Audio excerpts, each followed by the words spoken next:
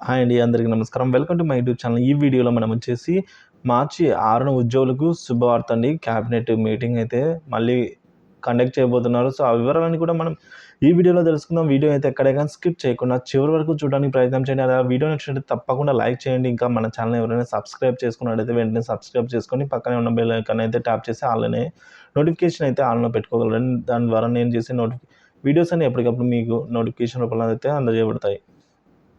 ఇక వివరాలకి వచ్చినట్లయితే ఉద్యోగులకు శుభవార్త అండి. అరుణ క్యాబినెట్ మీటింగ్ అండి. సో, 6న రాష్ట్ర మండలికి భేటీ జరగబోతుంది. సో, రాష్ట్ర మండలి ఈ నెల 6న అయితే అంటే మార్చి 6న భేటీ కానుందండి. సాధారణ ఎన్నికలకు త్వరలో షెడ్యూల్ విడుదలయ్యే అవకాశాలు ఉండడంతో ఇది మంత్రిమండలి చివరి భేటీగా భావిస్తున్నారండి. ప్రధానంగా మార్చి నెలలో వివిధ రకాల పథకాలకు సంబంధించిన నిధుల విడుదలకు ఆమోదం తెలిపేందుకు ఈ భేటీని ఏర్పాటు చేశారు.